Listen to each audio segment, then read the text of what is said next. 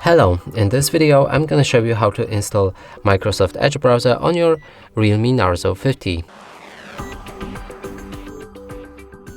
So in order to do this, we'll need to open our Google Play Store. From here, begin a search for an app, enter Microsoft Edge.